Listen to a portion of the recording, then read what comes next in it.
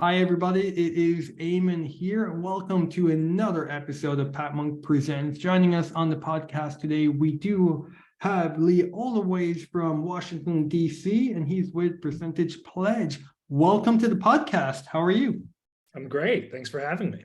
No problem. You're very welcome. We really appreciate you taking time out of your busy schedule to jump on with us today. And for those who are listening in who are maybe not familiar with Percentage Pledge, can you give us a quick download, a quick overview as to what it is you do and how you help people and businesses and so on and so forth? Yeah, I'd love to. So Percent Pledge is, in our opinion, the only all-in-one corporate social responsibility solution in the industry. So we can come into a company, and a lot of people in our space are either offering a platform or they're offering services, but we actually do both. We have what we think is an industry-leading giving and volunteering platform that can come in and automate all of your corporate giving, all of your matching donations, all of your employee giving, and then also automate your entire volunteer program, whether that's you're hosting volunteer events yourself or you want to access a database of 100,000 plus volunteer events for your employees. And then we also, in addition to the platform, have a services side of the business where we can come in and do consulting work around CSR strategies. We can come in and do custom volunteer events that are tailored exactly to a company's needs. We bring all of this to market to basically be a corporate social responsibility in a box or an extension of a company to help them really make an impact and do the good in the world that so many people are now expecting companies to do.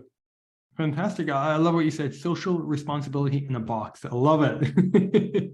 Right. That's a bumper sticker right there. So, I mean, with this as well, like you're mentioning, like different companies and, being responsible, obviously it's very good to give back. I mean, what kind of businesses or industries do you find yourself working with or maybe expanding into?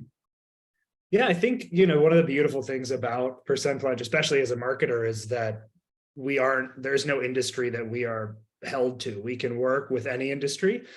We find right now that there's a lot of interest in the technology space. Obviously, those companies want to engage workers. They want to retain workers. They want to keep workers happy. And so technology companies tend to spend a lot into new age benefits. And so we're seeing a lot of interest in the tech space. We're also seeing a lot of interest in the financial space where they're at least my narrative is that, in the finance space, companies want to give back. They want to be part of their communities in a very real and tangible way because they are impacting those communities with different financial investments. And so they want to get more active in the community. And then we're seeing a lot of healthcare companies, surprisingly right now as well, which I think coming out of the pandemic, healthcare companies are ready to get together in person again, to kind of live into the world again. And we're seeing a lot of interest from those healthcare companies of all sizes coming to us and looking to start giving back or charge up their giving back and do it in a much more meaningful way. But again, industry agnostic, we can work with pretty much anyone. That's just where we're seeing the juice right now. Fantastic. And no, it's great to get together. Well, after a pandemic, it's great just to get together, right? To get together and give back is even better. So regarding this and, getting the word out, I mean, what kind of different acquisition channels are working at the moment? Is it inbound, outbound? Is it digital marketing? Is it LinkedIn? Is it blog? Like what seems to be working? Yeah, I mean, I think we're doing a lot of different channels right now. We have a pretty strong focus on outbound email. So we're doing a good amount of outbound email and just prospecting to people who fit our ICP really well. And then we're doing a lot of inbound digital media as well. I think at the core of our entire strategy, though, and what's working really well is content, right? And I think, we've seen this as marketers since the early 2000s where content is really king.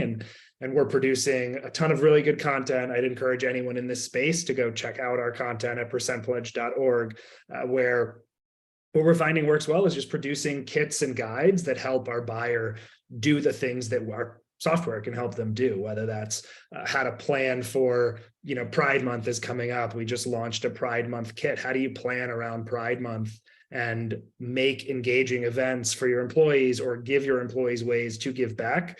With our buyers specifically, we're often selling into HR teams, people teams. And so those groups are often very risk averse. They want to be really careful with what they promote to their employees, with what they tell their employees. And so we find that if we can provide resources that they know and trust, that helps them in a very meaningful way. So for example, you don't want to go out and donate to any random nonprofit or encourage your employees to. You want to make sure that those nonprofits are actually taking the donations and doing good with them. And so our content encourages and promotes nonprofits that we have vetted and believe are doing well. Yeah, no, I mean, that's super, super important. And also with this, when people are coming, let's say, like you're saying on the website, you're putting up lots of great content, or whether people are coming from, different channels. I mean, how important is the website at, taking those people, those visitors, and turning them maybe into future happy customers? Yeah, I think our website is key. It's funny you mentioned this, because when I first joined Percent Pledge, I was working with our VP of sales, and she was trying to establish with me a number around what percentage of our revenue or leads or whatever metric within the funnel you want to look at was influenced by marketing. And it's one of these terms that I feel like I just grind about, because marketing influences every single prospect that comes to a company. The first thing anyone does today when they hear about a new company is visit the website or Google that company or look for information online. And so I kind of laughed and was like, I think marketing influences 100% of our revenue. Everyone's coming to the website. Everyone's looking at a piece of content. Everyone's at least reading the homepage. Mm-hmm.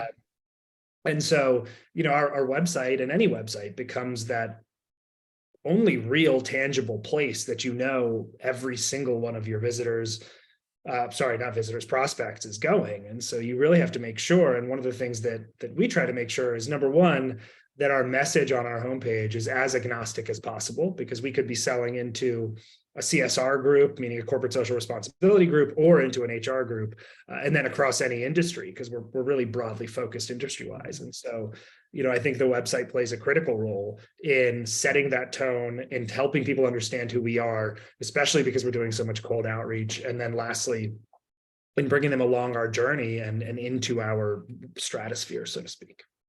No, very good. And like with that, I mean, it sounds like you're pretty busy, which kind of leads me into my next question.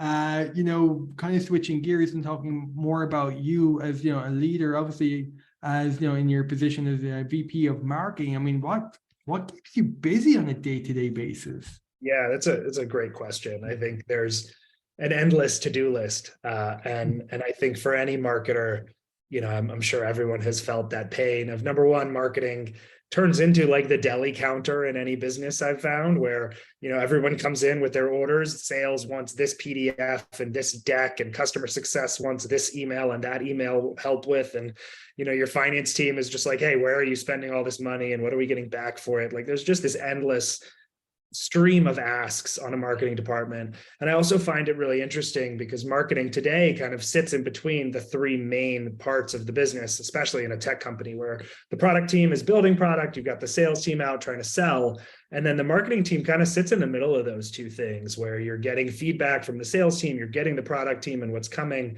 And you kind of end up in this stakeholder management role where you really have visibility into everything that's happening in the company. And so one of the things that I spend the most time on is prioritization and just figuring out what we're going to work on. And I think I've always been a big believer in agile marketing. I think it's a system, for those not familiar, that was originally brought on for software development, where software developers use agile methodologies to develop software. We can use them on the marketing side to get really specific with what we want to accomplish in a short period of time, and then give ourselves a ton of flexibility to pivot that. So very rigid in the short term and very flexible in the long term. And in the short term, I'm talking about 1 or 2 weeks.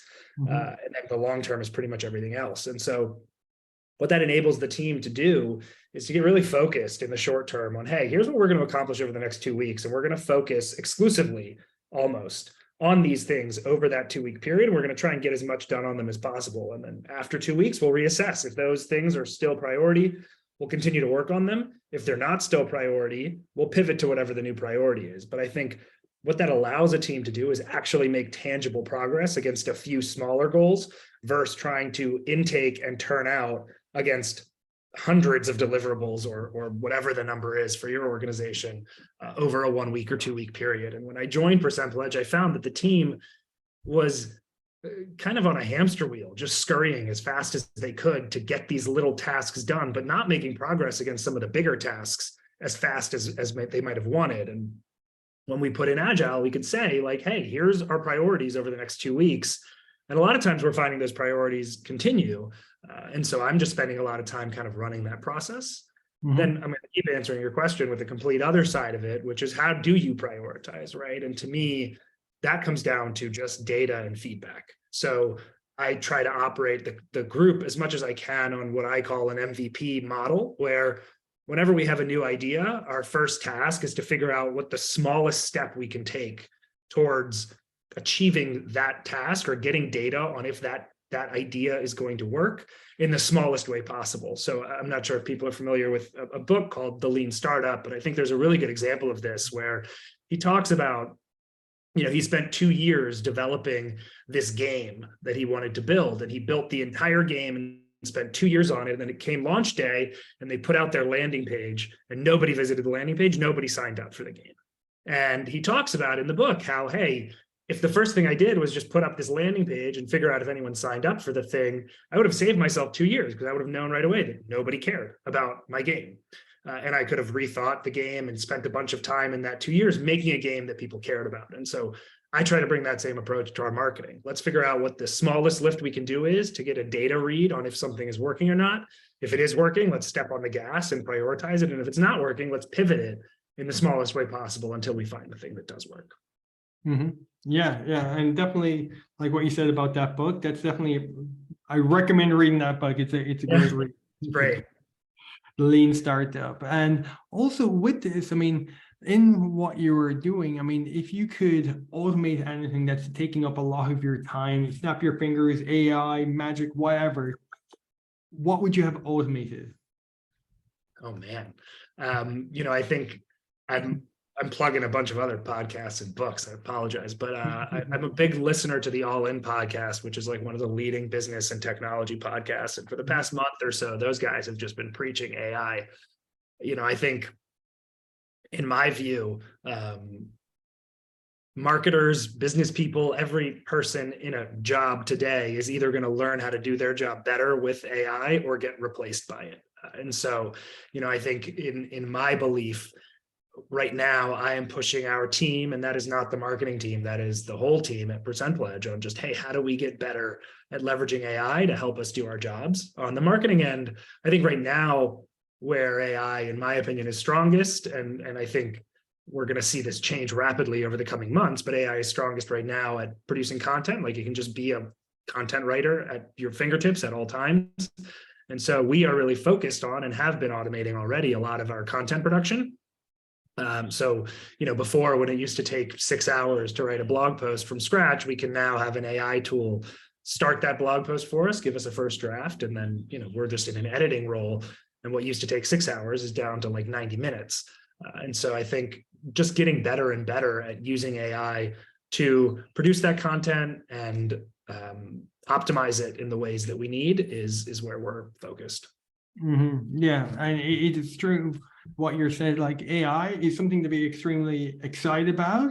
If you can grow with it, it's amazing. If you're fearful and you want to stay like in the background, it could replace you.